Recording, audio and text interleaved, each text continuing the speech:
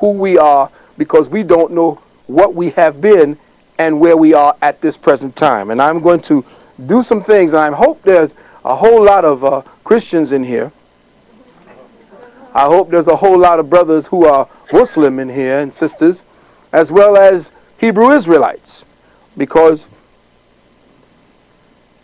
these are not you. And it's like, wait a minute. Does this work?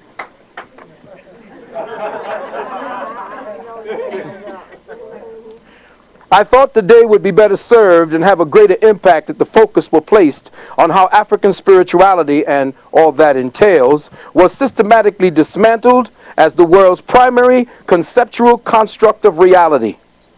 How it was attacked, the methodologies and strategies, how the surviving remnants were convoluted into the dogma of today's three major religions, mutilated and suppressed, and the psychological consequences its destruction has had on African peoples, in fact, all other indigenous peoples of the world today. Beloved, for the sake of clarity, I'd like it to be known that I am speaking about African spirituality in a purely abstract context. The qualifying word African simply being used as a marker to define an instance in the flow of human evolutionary consciousness.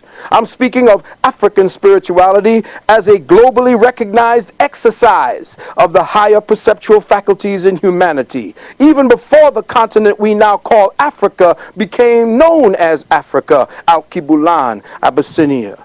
So my account of the attack and the erosion of African spirituality on this planet begins approximately 2,264 years ago, circa 264 BC, in accordance with the Europeans' Gregorian time frame, with a man called Ptolemy Philadelphus, a Greek who ascended the Kemetic throne after its fall to Alexander of Macedonia, who tried to make restitution for the carnage and destruction of his predecessors by rebuilding the Kemetic libraries and schools. The reward he offered was great, anywhere between $10,000 and $30,000 at that time, per set of scrolls, the price depending on the in-depthness and thoroughness of the study submitted. Those who did not commit or their philosophies or give their philosophies to the scrolls or to the manuscripts were allowed to dictate their stories to scribes, who meticulously wrote them down and logged them into the library. Many duplicates of each scroll and manuscript were also made for distribution to other libraries and schools that Ptolemy planned to build, which unfortunately never happened. All in all, Ptolemy secured before his reign, or during his reign, some 280 to 350,000 scrolls and manuscripts, constituting at that time what has to be and what was the most valuable collection of scientific and spiritual data in the known world. Ptolemy himself was said to have been a scholar of sorts, or at least he is a wannabe. But he had the same Greco-Roman delusions of grandeur, where he wanted to be declared a god. So he read many of the translated works in his library, and he discovered to his amazement that virtually all, of the many and diverse systems related to philosophy, religious practice, and the sacred sciences were literally based on one and the same conceptual principle. The evidence in the library showed without a doubt that all of the ancient sciences, religions, and philosophical writings were based on but one grand, and for our purposes here, African cosmological unity, which in itself had a legacy that pointed to a time even before most ancient, more African, let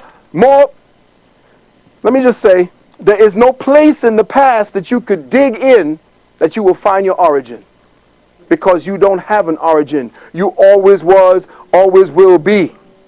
And the problem is that every time we dig up and find Lucy, we're only finding a point in the reference of evolutionary consciousness. And that's where I'm going today. When we trace the evolutionary history of African spirituality to the time of its origins, we find documentation that reveals there was never a time that man was not. Let me say that again. There was never a time when man was not.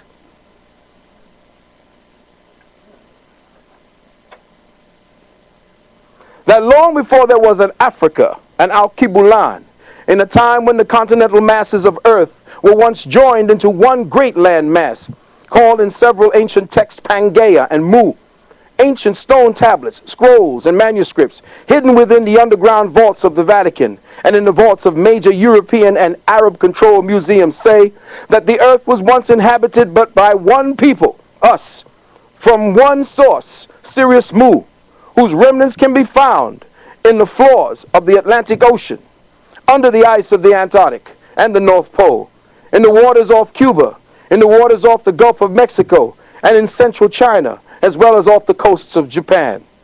All of the above being remnants of a great global catastrophe, and that the survivors of this cataclysm were the indigenous peoples who today call themselves the Twi, the Bantu, the Yanomamo, the Aboriginals of the so-called Americas, of Mexam, off of the Fiji Islands, Papua New Guinea, and the Australian continent. The libraries of Alexandria showed that all the ancient religious philosophies were based entirely on the astrosophic principles of the grand cosmic cycles of unity. That all so-called races and nations of the earth, from the original blue-black, purple-black, to the brown-black, and yes, even the green-black melanated peoples, worship cosmic deity under one grand harmonious system. And here's a note. Akhenaten was not the first to postulatize to the notion of oneness of the Creator. He simply resurrected an ancient concept older than Kemet itself. Ptolemy unknowingly gathered together this evidence of the one original system of cosmic unity into one of the greatest centralized repositories of religious, spiritual, scientific, and metaphysical information known at that time. All the evidence showed that this grand unity of spiritual, theological, science, and worship prevailed in principle throughout ancient earth. That is, until the 4th century A.D. Beloved brothers and sisters, mark this time very carefully and pay the closest attention, because it was in this century that what we now refer to as African spirituality came under the most relentless, brutal, and debilitating attack. The war against the arcane sciences of our ancient Afro-Kemetic masters, or better yet, the war against evolutionary consciousness, began under the organized leadership of a man named Constantine the so-called Great. Constantine, the founder and first Pope Caesar of what became known as the Roman State Church of Christ and Christianity. Many historians claim that the first popes of Catholicism were black, and rightly so. But these men were royal appointees, rewarded for their part in making Constantine Caesar, like Pope Sylvester, who at that time was nothing more than a bishop of the Christosites in Rome. Now, believe it or not, beloved, black people today in the main haven't the vaguest clue, not one single clue in their present state of socialized consciousness, just what this Roman state church and its religion of bloodletting has done to the arcane archetypal essence of African spirituality worldwide, nor what its sustained influence has done and is still doing to African peoples over the last 500 years on this continent and throughout the worldwide diaspora. See, beloved, to study African spirituality in its proper context here in the contemporary world, you must first learn to recognize what it is not. The first step to enter over and understanding what African spirituality is to recognize what it is not. And we must see and study what it has become through its diverse mutations, through its theological derivations as Judaism, Islamism, New Ageism, and Christianism. Since all of these representative mutations came about as a result, a direct result of conquest and a brutally traumatic conversion process that specifically targeted the African spiritual mindset, warping and contorting its cosmic focus away from our original scientific teachings of the abstract, unitary, astrosophic principles of cosmic law. As a result of this theological mutations and their influence taking precedence, the quintessence of African spirituality now lies comatose, buried within the ecclesiastical dogma of a theopsychotic thought complex.